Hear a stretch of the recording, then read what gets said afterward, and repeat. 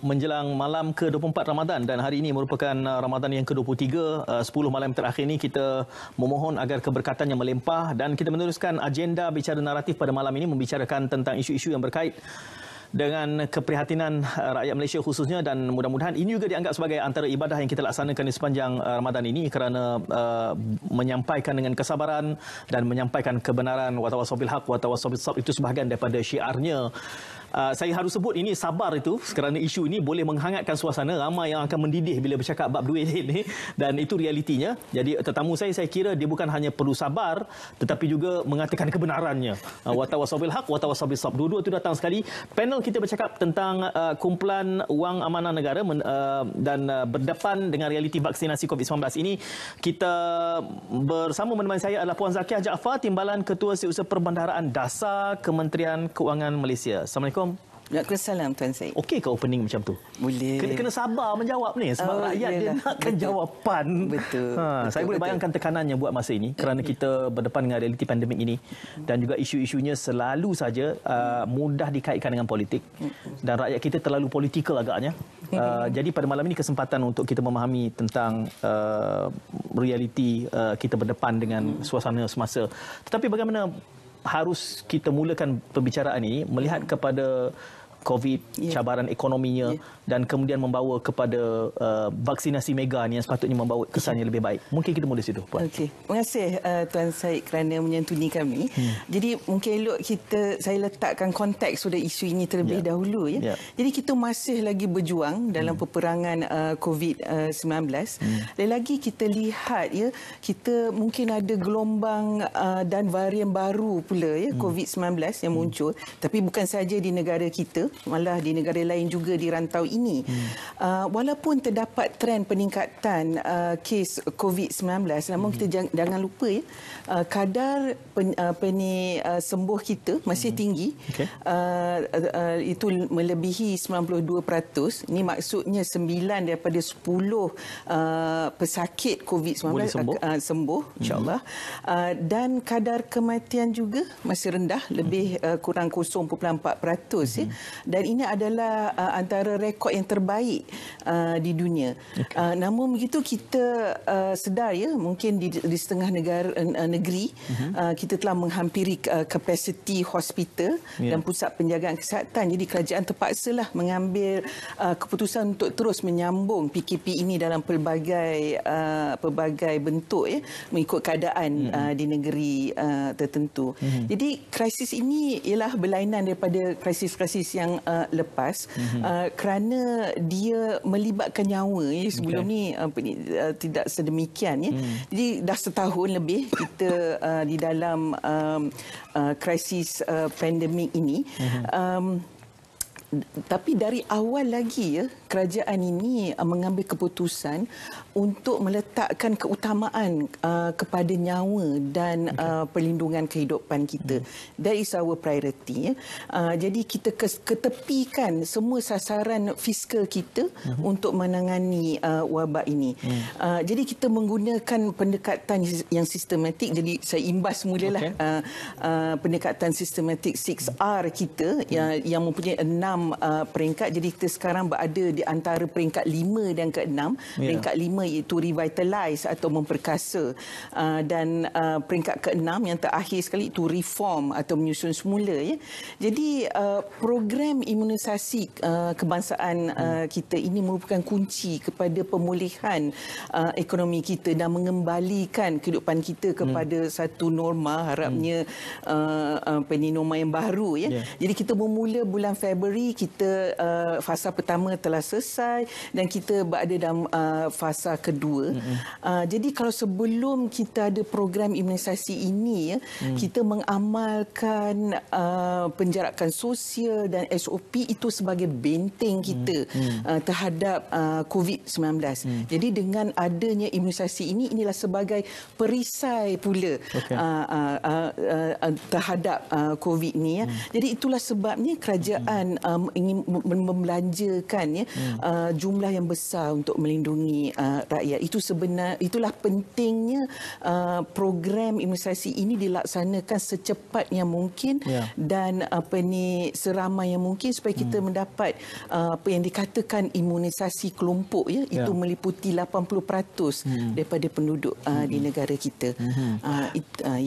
Saya kira kepentingan imunisasi mega itu tidak dinafikan.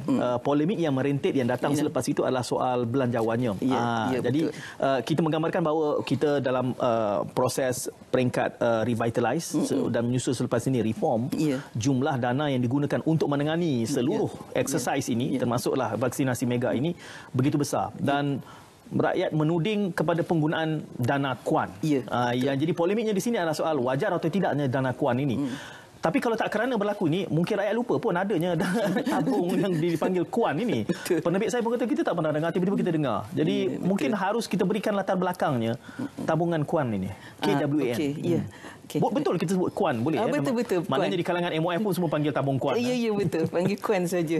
Yang pendeknya. Jadi kumpulan wang amanah negara atau KUAN ini ditubuhkan 33 tahun dahulu lama dah dahulu. Dengan aktanya tersendiri. Jadi tujuannya untuk memastikan kita menggunakan sumber asli negara sebaik yang mungkin untuk kepentingan negara dan juga generasi akan datang. So very simple rasionalnya. Diuruskan dan ditadbir oleh Bank Negara Malaysia dan setakat ini Petronas merupakan penyumbang utama kepada KUAN. Jadi tujuan asalnya KUAN ini adalah boleh digunakan untuk membiayai projek pembangunan negara ataupun memberi pinjaman konsesi, pinjaman mudah sama ada ke kerajaan persekutuan ataupun kepada kerajaan negeri. Jadi lain-lain perbelanjaan tidak dibenarkan. Jadi kita ni masa kita membentangkan belanjawan negara pada bulan November tahun lepas, kita tidak menjangkakan ada gelombang baru lagi COVID ini yang berlaku pada hujung tahun dan permulaan Januari, Februari. Jadi kita adakan lagi dua package bantuan permai dan pemerkasa. Jadi kedua-dua package ini memerlukan pembiayaan yang lebih lah.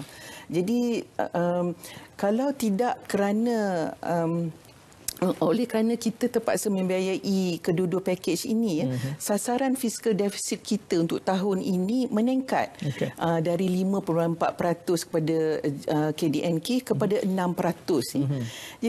kepada KDNK.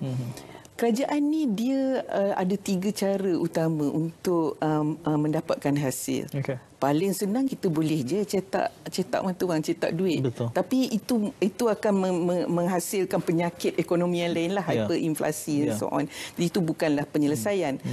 Kedua, kita boleh aja naikkan kadar cukai semasa atau mengenakan cukai yang baru. Tapi itu lagi membebankan rakyat lagi dalam keadaan ekonomi yang tidak berapa baik ini. Kita dan yang cara ketiga ialah secara meminjam, berhutang dan kita telah pun meningkatkan kadar statutory hutang kita.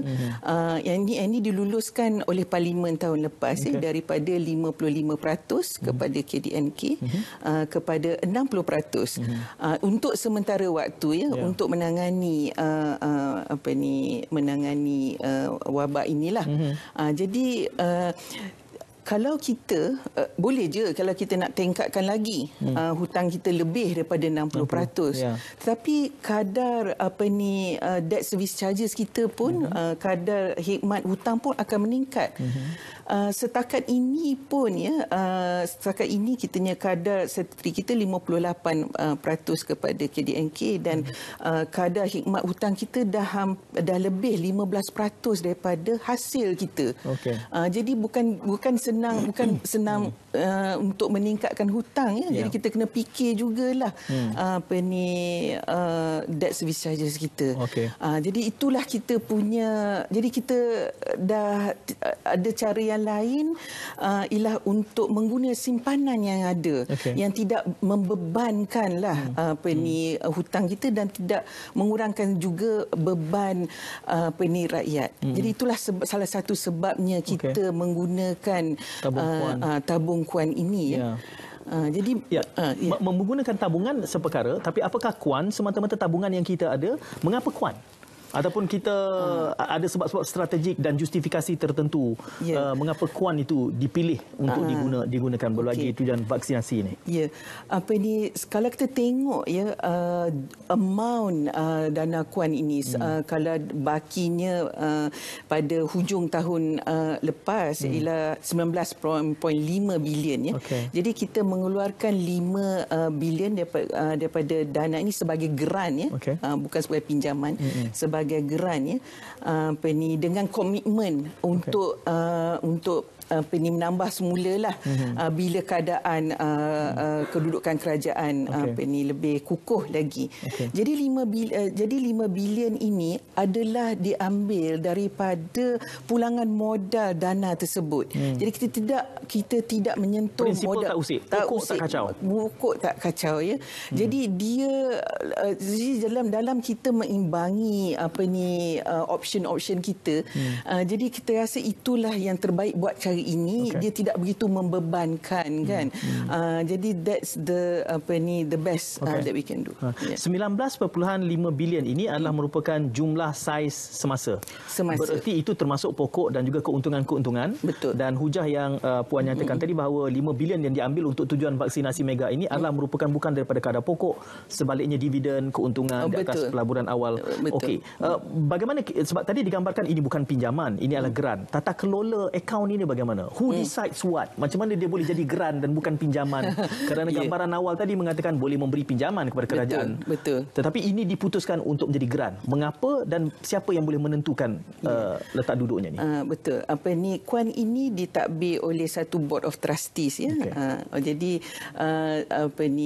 jadi di dalam board of trustees lembaga trustees ini dia dipengusikan oleh Presiden Petronas, ahlinya termasuklah Governor Bank Negara, termasuk ketua setiausaha pembendaraan, wakil dari sektor swasta juga. Jadi mereka akan melihat dan mengkaji dan mengsyorkan mengkaji permintaan daripada kerajaan untuk menggunakan dana kuan ini untuk tujuan vaksinasi kebangsaan. Jadi adalah mereka yang memutuskanlah. Juga kita pun ada perbincangan negotiation bersama mereka. Jadi dia ditadbir urus oleh satu board of trustees. Masih saya akan bertanyakan tentang tata kelola kuan ini, bagaimana kerana diputuskan tadi soal grant, soal loan, sama ada yang menjadi grant ataupun pinjaman, dan digambarkan ada struktur tertentu. Bagaimana semak dan imbang terhadap kuan ini dilakukan? Selepas ini akan ditangani oleh Puan Zakiah dari MOF. Okey, kita rehat dahulu.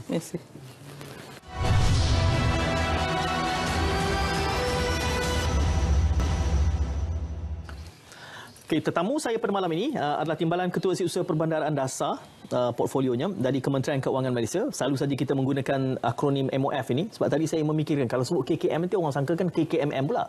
Jadi kita kata MOF memudahkan. Puan Zakiah Jaafar adalah merupakan TKSU-nya, dan kita bercakap soal kuan ini yang mula dibicarakan, dipolemikkan oleh pelbagai pihak apabila dana ini digunakan untuk projek mendanai vaksinasi mega 5 bilion jumlahnya, dan telah dibicarakan tadi tentang kewujudannya. Rupanya umurnya dah 33 tahun. 33 tahun dah. Sumbernya adalah daripada suntikan yang diberikan oleh Petronas. Itu pun menarik untuk kita bicarakan seketika nanti. Dan hujah yang dibawakan oleh Puan Zakiah tadi adalah bagaimana jumlah 5 bilion itu merupakan dari keuntungan nilai pokok sumbangan yang diberikan. Jadi seharusnya, dan itulah saya suka tadi bila digambarkan ini grant, ini bukan pinjaman. Kerana kalau pinjaman dan dia akan masuk di dalam accounting negara. Dijadikan grant. Saya masih bertanya tentang tata kelola kerana digambarkan tadi Puan mengatakan ada pengurusinya, ada strukturnya. Tetapi untuk kita menentukan check and balance, kerana ini merupakan kumpulan wang amanah yang seharusnya dekat dengan hati semua rakyat Malaysia kerana inilah duit masa depan untuk apa juga kita perlu lakukan dan hari ini kita membelanjakannya untuk vaksinasi mega ini. Tata kelola ini bagaimana kita boleh tentukan check and balance-nya dan ia dapat dipastikan integriti? Seperti wang amanah lain yang ditubuhkan di bawah akta-akta yang diluluskan Parlimen, ia perlu diaudit dan perlu dilaporkan kepada Parlimen setiap tahun. Jadi di situlah boleh kita tentukan ada check and balance untuk pastikan ia dibelanjakan sebaiknya. Begitu juga banyak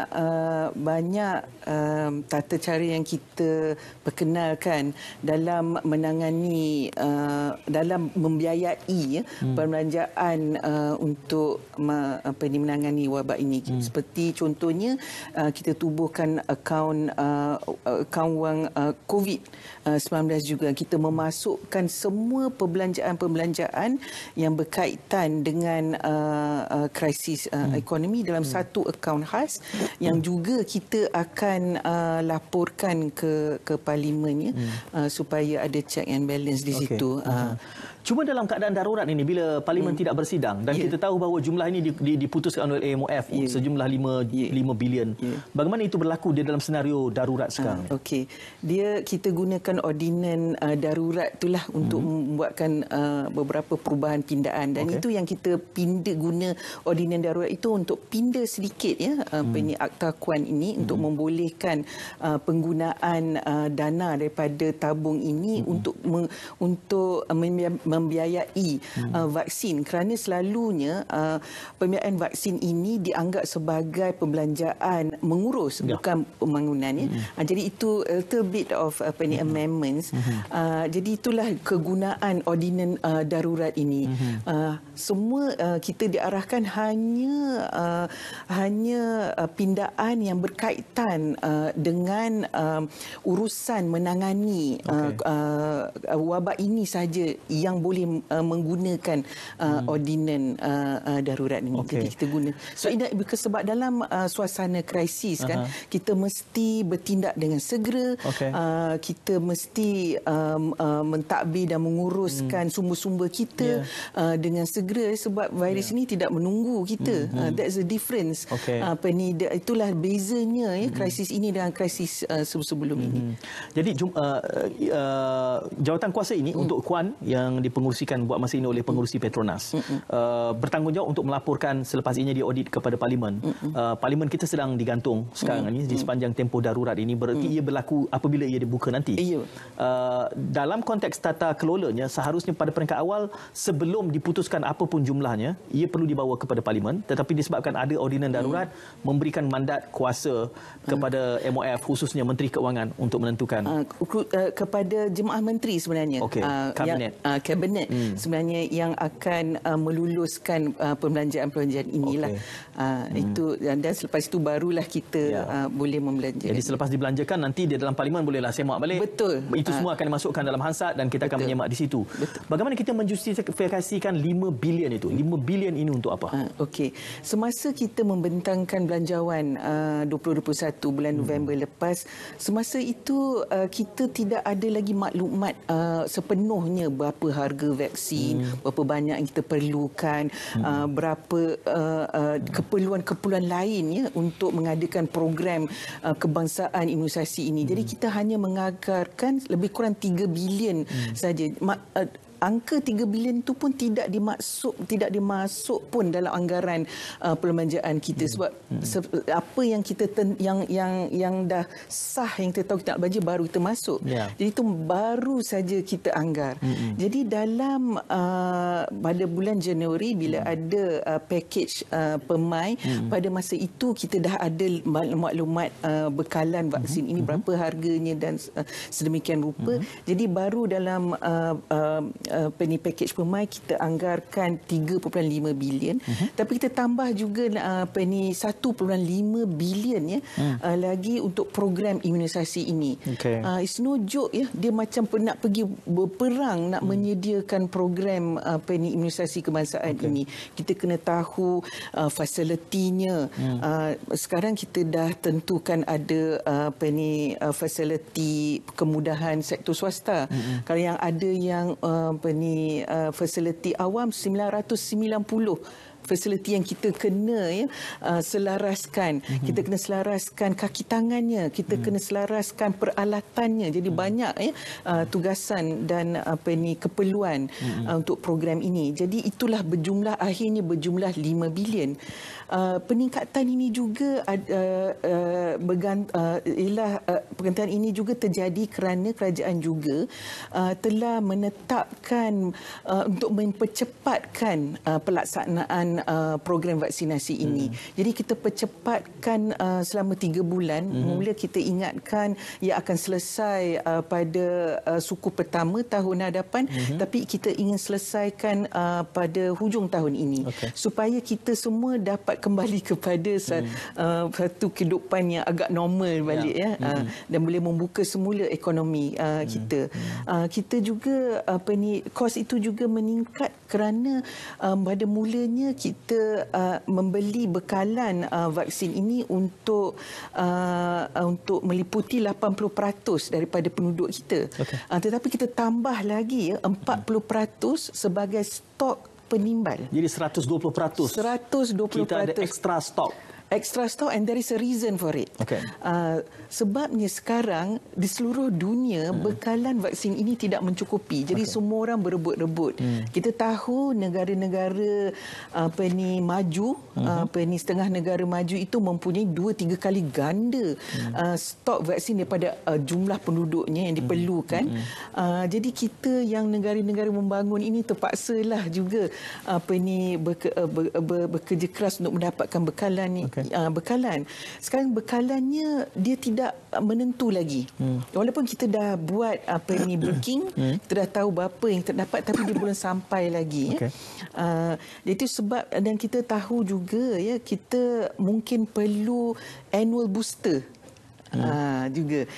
Jadi kita perlu ada lebih lah untuk keperluan memenuhi keperluan-keperluan yang seumpama. Dalam kita mempercepatkan program imunisasi ini, kita sudah bersetuju untuk menggunakan kemudahan sektor swasta. Jadi itu pun juga meningkatkan kos. Jadi kalau misalnya Tuan Syed pernah pergi tengok pusat vaksinasi itu, dia bukan semudah yang kita boleh buka kedai di mana-mana. Dia perlu ada dia punya stesen-stesennya. Perlu sebelum kita sebelum disuntik kita perlu buat semakan, penyuntikan, dan selepas suntik tu kita perlu juga melihat keadaan keadaan rakyat itu individu itu. Jadi dia perlu tempat yang bersih, dan it costs. All it is, it costs. So itulah sebabnya dia meningkat kos tu kepada 5 bilion. Siapa yang menentukan 5 bilion ini? Ia datang di mana? MOF, MOSTI? How do you come up with it's 5 bilion? Dari mana sumber data-data itu? Ada jawatan kuasanya. Jawatan kuasa yang ahli-ahlinya terdiri daripada Kementerian Kesihatan, Kementerian Sains dan Teknologi, Kewangan, Keselamatan. Macam Majlis Kehormatan Negara tu dia berjumpa setiap minggu sekarang. Dan tapi yang untuk COVID ni dia ada jawatan kuasanya sendiri. Dan dia juga melaporkanlah perkembangan dan keperluan untuk program ini. Contohnya bila kita sekarang ini bila kita sudah ada sudah divaksinasi. Jadi kita perlu juga untuk memantau ya pergerakan orang yang telah divaksinasi ini. Jadi kita mungkin memerlukan peralatan lain ya. Itulah juga salah satu daripada ya item dalam kos ini juga. Ya. Tadi ada satu elemen yang menarik Puan sebutkan tadi, apabila berkebarangkalian kita memerlukan annual booster, kerana hujahnya tadi kita tidak menyediakan 80% untuk mencapai imuniti kelompok. Kita bahkan lebih 120% daripada jumlah stok yang kita miliki. Mungkin nanti kita perlu untuk melakukan annual booster. Saya tidak begitu fasih. Saya tak pasti kalau MOF juga punya pengetahuannya. Cuma ingin menguji kalau MOF ada maklumatnya. Annual booster ini bererti apa? Ia datang dalam bentuk package dos yang sama, maka ia menjadi booster, ataupun ia merupakan satu bentuk vaksin yang baru, yang lebih kuat, maka ia dipanggil annual booster. Jawapannya selepas kita berehat. Jadi kita boleh berbincang-bincang dulu. Jangan ke mana-mana. Teruskan kesetiaan anda.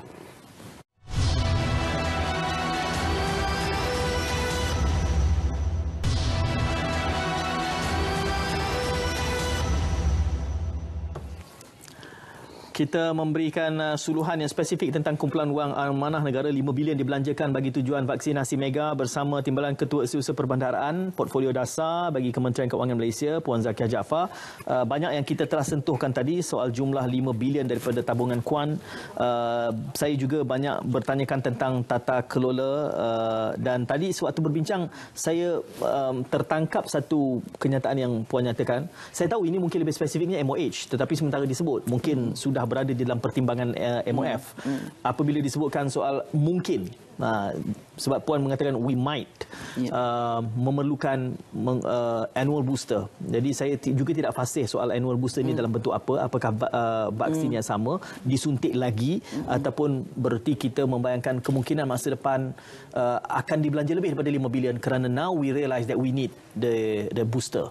So tidakkah itu nanti akan menambahkan lagi jumlah belanjawan kita daripada 5 bilion ini kepada jumlah yang lebih besar daripada itu? How does it work dalam MOF? Ya, betul Tuan Syed. Tuan Syed ada mention tadi kita pun tengah belajar juga. Everybody is learning. Semua orang tengah belajar. Betul.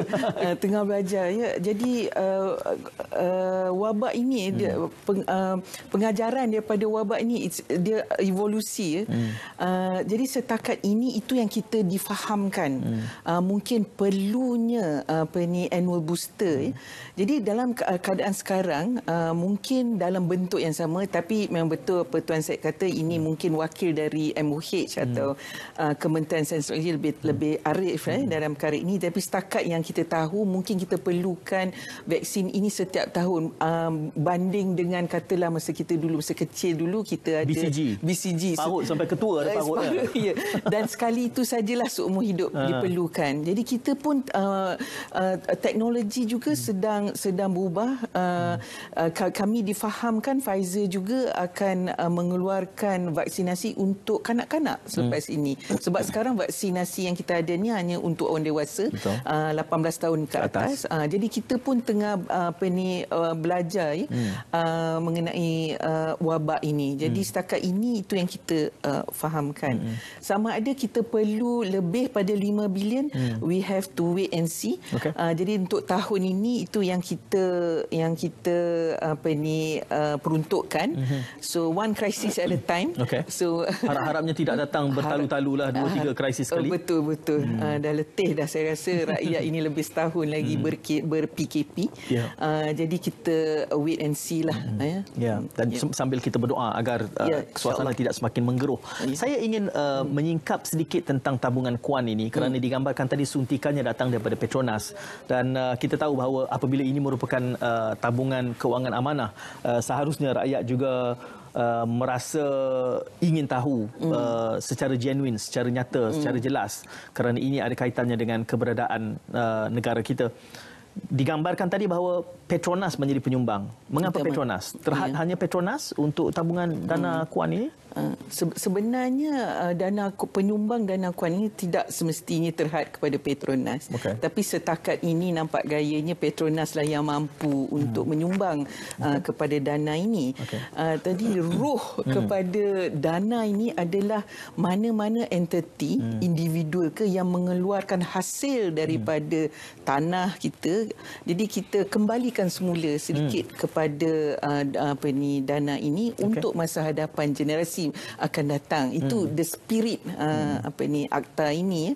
Tapi setakat ini hanya Petronas sahajalah menjadi penyumbang utama. Jadi selepas ini kita akan mengkaji cara-cara lain untuk menukuk nambah dana sedemikian. Tapi yang menariknya penggunaan dana seperti ini bukanlah kita seorang saja yang terpaksa memilih option pembiayaan ini, pembiayaan menggunakan simpanan kita di negara-negara yang mempunyai kedudukan fiskal, kedudukan kewangan yang lebih baik sebelum krisis ini pun terpaksa menggunakan simpanan-simpanan untuk masa hadapan.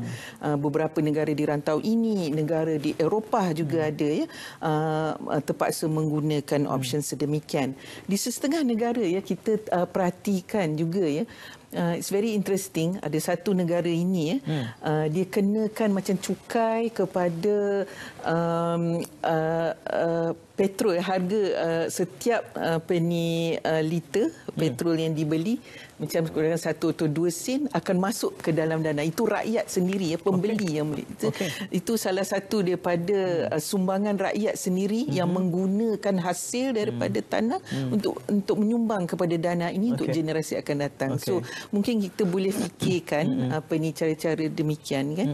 Ataupun entiti-entiti lain yang telah selama ini mengambil menikmati hasil daripada seperti pembalakan daripada lain-lain mineral kan. Jadi kita akan lihatlah sebenarnya itu kita tunggu dulu ekonomi kita stabil, barulah kita mungkin boleh melaksanakan menarik apabila Puan Zakiah tadi minta kita untuk fikirkan. Bila kita fikirkan banyak 5-6 item hasil bumi kita yang sepatutnya boleh juga menyumbang kepada tabungan ini, dana kuan ini. Setakat ini hanya Petronas, dan gambarannya dalam konteks tata kelola tidak menghadkan, it's not exclusive only for Petronas untuk membantu pembangunan dana ini. Kita ada banyak isu-isu yang berkait, ada di Kedah bercakap soal REE, boksit, linas, biji timah kita jangan lupa. Jadi ini semua sebenarnya boleh kita rangkumkan. Soalnya kalau kita kata kita boleh fikirkan, tetapi tabungan ini ada strukturnya, ada tata kelolanya.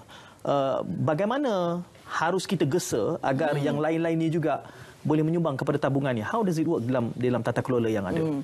Tadi tiada paksaan lah dalam akta ini untuk menyumbang.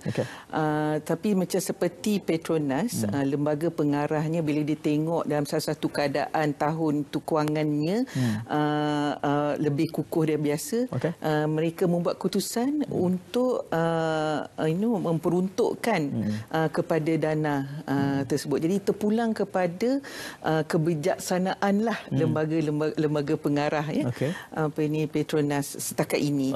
Jadi kita boleh lihat juga kita boleh persuade entiti lain keperluannya untuk menyumbang kepada dana ini kan. If you think about the future of a country, then they may be persuaded. Mungkin kita boleh memberi insentif. Kita kena fikirkanlah cara pelbagai cara. Kerana Puan mengatakan kita, so saya cuma meletakkan diri saya di dalam kasut kita itu. Kalau saya saya rakyat, bagaimana saya nak menggesa? Saya tak nampak bagaimana tata itu berlaku. Kerana seingat saya tabungan kewangan amanah sebegini, saya pernah mendengar misalnya sewaktu Perdana Menteri kelima menaikkan harga petrol dan diesel dengan alasan bahawa apa juga margin lebihan itu akan dimasukkan kepada tabung amanah pengangkutan awam. Tetapi sejurus selepas peningkatan itu sampai hari ini saya tidak tahu beritanya sejauh mana tabungan itu digunakan untuk menambah kecekapan pengangkutan awam. Saya tergambar mungkin kita ada banyak agaknya tabung kewangan amanah seumpama ini. Boleh Puan kongsikan mungkin ada pelbagai dana sedemikian ya. Tapi setakat dia bukan saja di bawah Kementerian Kewangan, di bawah kementerian-kementerian lain juga. Ada juga dana-dana untuk tujuan tertentulah untuk menyokong aktiviti yang khas kepada kementerian itu. Tapi setakat ini yang untuk kegunaan rakyat untuk vaksin ini bagi kita memadai setakat ini untuk menggunakan sedikit daripada dana KUAN ini. Saya mulakan tadi kerana di peringkat awal ada gambarannya bahawa kita tidak dengar tentang ini, tetapi kita tahu kini ada KUAN dan saya menyebutkan bahawa mungkin ada tabung-tabungan yang lain. Kesemua tabung-tabung amanah ini dari segi aggregate-nya, kalau rakyat ingin bertanya soal caretaker-nya, di mana agaknya kita boleh mendapat gambaran penuh, ini merupakan tabung amanah yang ada di bawah kementerian sekian supaya kita dapat overview, kerana selalu saja perdebatannya kita sudah tak ada duit, bahkan Perdana Menteri juga mengatakan bahawa kita sudah tidak ada tabungan dana, tapi kali ini kita dengar ada kumpulan wang amanah yang tak semuanya dilaporkan secara berkala, melainkan ada insiden yang dilaporkan pada Parlimen. Saya tertanya-tanya tentang itu. Selalunya apa yang dilaporkan yang kita gunakan untuk pembiayaan pembangunan, untuk menguruskan itu adalah termasuk dalam kumpulan wang pembangunan yang kita ada. Jadi yang agregatnya dilihat di situ. Yang wang dana ni semua tidak termasuk ke dalam, dia macam dalam reserve lah ni. Reserves kan. Jadi amat jaranglah sekali bila kita deep dalam seumpama KUAN ini yang the last lebih kurang 20 tahun yang lepas. Jadi ini memang satu peristiwa yang kira amat jarang sekali berlaku lah untuk KUAN ini. Jadi tabung-tabung amanah yang lain di bawah kementerian-kementerian lain itu saya rasa penggunaannya seperti biasa akan dilaporkan dalam laporan audit atau laporan kementerian sedemikian. Jadi this is an exception lah to the rule. Jadi kena ada kerajinan. Mungkinkah kita ada upaya untuk melihat apakah kedudukan tabungan-tabungan yang ada dalam konteks penggunaan tabungan ini. Saya dikhabarkan bahawa ini bukanlah kali pertama KUAN ini digunakan, ada sebelum ini, dan apakah penggunaannya untuk insiden-insiden sebelum ini, jumlahnya, dan juga bagaimana kita menjustifikasikan ke semua belanjawan itu. Apakah akan kita tangani sekarang ataupun selepas? Kita akan berehat dahulu dan akan ditangani sejurus selepas kita berjeda.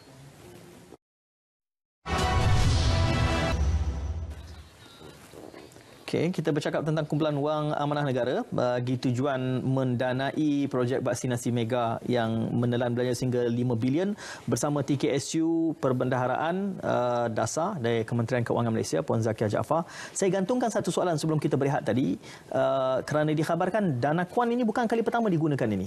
Jadi sebelum ini digunakan untuk apa dan bagaimana kita menjustifikasikannya berbanding dengan kali ini? Jadi dana KUAN ini dia ada peruntukan seksyen dia. Jadi untuk dia ditubuhkan pada tahun 1988. Jadi 10 tahun yang pertama tidak dibenarkan mengeluarkan belanja supaya dia boleh dia boleh membiaklah lebih kurang. Jadi pada tahun 1998 keputusan telah dibuat untuk menggunakan sejumlah 42 juta untuk memelihara Paya Indah Wetlands. Jadi masa tu that's some time back. Jadi saya rasa justifikasinya dia Paya Indah tu sekarang ni it's a lovely place. Jadi itu jugalah untuk khazanah masa hadapan jadi kat situ ada flora dan fauna. Jadi itu justifikasi, tapi masa itu 42 juta saja.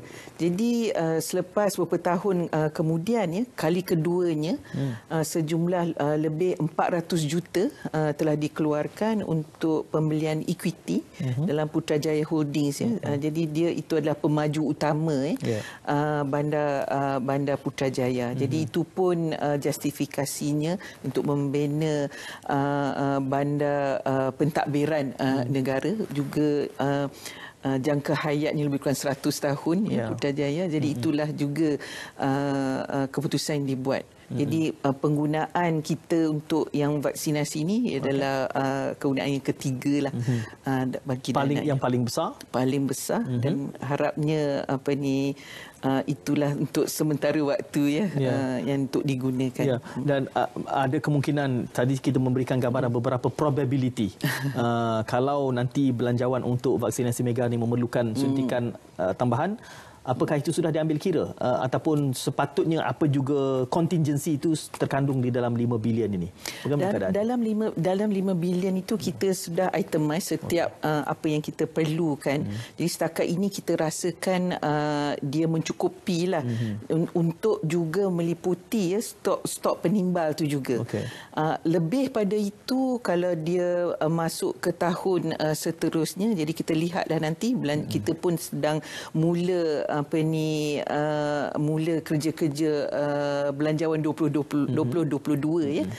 So kalau tahun ini kita anggarkan ekonomi kita telah pulih semula dengan pertumbuhan antara 6 ke 7.5%, insya-Allah hasil kita dianggarkan lebih lagi. Jadi kita adalah sikit ruang fiskal ya untuk menangani apa lagilah yang diperlukan. Harapnya kalau kita telah selesai kitanya program imunisasi kebangsaan kita ini lebih awal ya. Kami agak khawatir sebab petang tadi YBKJ ada mengatakan ya fasa ketiga mungkin lambat sikit sebab bekalan beberapa faktor lah, antaranya bekalan vaksin itu mungkin lambat sikit ya. Jadi kita akan tengoklah keadaannya. Kalau betul kita dapat selesaikan program ini secepat yang awal, secepat yang mungkin, jadi kita boleh balik kepada kehidupan yang normal. Kita boleh buka sempadan kita ya. Sebabnya kita ekonomi yang terbuka, sektor pelancongan kita menyumbang lebih kurang 1/5 daripada KDNK kita ya. Jadi sektor itu masih lagi terjejas. Kalau kita tidak boleh membuka sempadan, itu sempadan antarabangsa, apa lagi sempadan daerah ya. Jadi itulah setakat itu memadai. Jadi harapnya kita dapat pulihkan ekonomi kita secepat mungkin. Saya kira daripada 5 bilion ini the biggest beneficiary, penerima manfaat terbesarnya mungkin rakyat. Tetapi sebagai conduit, kementerian mana? Apakah MOH barangkali boleh kita anggap sebagai kementerian yang akan menjadi conduit untuk penyaluran nanti belanjawan 5 bilion ini, ataupun lain-lain kementerian? Lain-lain kementerian terlibat juga adalah Kementerian Keselamatan. Kita askar polis kan yang menjaga sempadan itu termasuk di dalam, termasuk juga sukarelawan ya. Kita ada petugas semasa vaksinasi nanti. Petugas ada jugalah orang yang komen ya. Kenapa kita bagi ada item hadiah kepada sukarelawan? Itu hadiah term tu tak adalah betul. Isunya isu istilah tak tepat ya. Emolument lah barangkali, honorarium allowance kan. Jadi kita gunakan juga ramai sukarelawan. Kita tabiklah kepada barisan hadapan kita yang dah lebih setahun ya menangani wabak ini. Jadi kita perlukan sukarelawan. Jadi banyak lagi item-item lagi yang dalam tu. Mungkin bunyinya soalan ini bersifat politikal, tetapi saya kira penting juga untuk kita fahamkan, dan saya yakin MOF punya justifikasi dan jawapannya tersendiri. Antaranya kita lihat ia menjadi politikal kerana gambarannya menggunakan tabung kuan yang sepatutnya digunakan untuk strategik yang lebih besar untuk masa depan, tetapi digunakan untuk vaksinasi ini. Dan Lim Guan Eng yang berhormat membangkitkan, dia kata mengapa perlu menggunakan tabung kuan, kerana hari ini kos untuk mendapatkan loan pinjaman lebih murah. Bagaimana kita menjawab itu? Memang betul. Kos pinjaman kita sekarang masih murah. Dan kita telah meningkatkan kadar berhutangan. Kadar perhutangan kita. Limitnya maksima 60% kepada KDNK. Kita dah mencapai 58%, sikit je lagi. Tapi kalau kita tambah lagi, memang kita boleh tambah, tapi nanti perbelanjaan untuk membayar perkhidmatan hutang itu, our debt service charges juga akan meningkat. Jadi setakat ini dia adalah mencecah. Kita pun ada kawalan fiskal kita dalaman ya. Dia tidak lebih 15% daripada hasil kita, tapi sekarang dia dah 15.2, dah lebih dah. Jadi kalau kita membayar hutang saja, kita perlu juga untuk membayar perbelanjaan mengurus yang lain ya. Jadi kita kena mengimbang kedua-dua faktor berkenaan. Bukannya kita tak nak minjam lebih. Kalau kita boleh pinjam lebih, memang tak perlulah guna dana kuan ini. Cumanya itulah yang menariknya, kini kita dapat tahu bahawa wujudnya tabungan seperti dana kuan ini yang mana yang digunakan adalah merupakan dividen, keuntungan daripada pelaburan pokok dan diberikan sebagai grant. Jadi itu tidak memberikan kesan kepada balance sheet negara kita dalam konteks kadar keberhutangan kerana ia hanya diberikan hasil daripada keuntungan kuan. Betul kefahaman saya ini? Betul, dan itu jugalah jasa baik jugalah Board of Trustees kuan ini. Kalau sekiranya diberi sebagai pinjaman, akan menambahkan lagi juga kadar berhutangan kerajaan. Jadi mereka ingin juga membantu kedudukan, membantulah kerajaan supaya tidak memburukkan lagi kadar berhutangan kita. Dalam konteks kadar keberhutangan kita ini, kita tahu bahawa krisis yang dihadapi oleh negara ini adalah merupakan convergence 3 penjuru krisis. Krisis politik, krisis keuangan dan juga krisis kesihatan. Dan ini adalah sesuatu yang unprecedented, belum pernah berlaku. Justru menjustifikasikan apa juga bentuk crisis management, decision making yang dilakukan untuk tiba kepada perbelanjaan 5 bilion ini. Tetapi saya sangat mengharapkan kalau berdebat tentang keberhutangan ini, kerana saya lihat ada 2 school of thought. Saya sebut kepada puan tadi, ada yang mengatakan bahawa tak apa, ini where there is crisis there is opportunity. Hari ini adalah merupakan hari waktu yang betul untuk kita berbelanja besar agar kita boleh membina satu fundamental platform baru kepada struktur ekonomi kita yang digambarkan sebagai sudah lapuk. Banyak insidennya, resource curse, middle income trap, kebergantungan kepada low labor. Ini benda yang saya rasa saya dah bertanya selama 20 tahun persoalan ini semenjak saya tetapi di satu sudut lain adalah mengatakan bahawa kita harus prudent, kita harus berhemah, kita harus tidak boleh lebih daripada 60% kadar keberhutangan. Kedua-dua school of thought ini tidak pernah diletakkan sekurang-kurangnya di satu pentas untuk berdebat dan disaksikan oleh rakyat, kerana saya yakin dua-dua sudut pandang ini ada pro dan kontranya. Apa komen balas puan? That is the joy in the government. Okey. Okey, habislah tu. Dia dah selesailah perbincangan. Kita kena mengimbangkan banyak benda dalam hal ini. Contohnya dalam krisis ini kita mengimbang seperti yang dari awal lagi kita kata, very early kita tahu kita ruang fiskal kita amat sikit untuk krisis, tapi kita letak ke tepi kan fiscal consideration untuk menyelamatkan nyawa. Jadi kita kena buat very hard decisions. Contohnya kita penutupan ekonomi untuk mengawal untuk menyelamatkan nyawa. Kita tahu impaknya pada ekonomi. Jadi banyak hard decision. Tapi memang betul kata Tuan Syed tadi, banyak reformasi yang boleh kita laksanakan. Malaysia, we never waste a crisis. Inilah masa yang terbaik untuk melaksanakan banyak reformasi. Jadi tadi saya katakan kita ada antara peringkat ke-5 dan ke-6 dalam pendekatan 6R. Jadi yang peringkat ke-6 terakhir ada reformasi, dan itu adalah dalam bentuk rancangan Malaysia ke-12 yang akan merangkumi banyak inisiatif reform.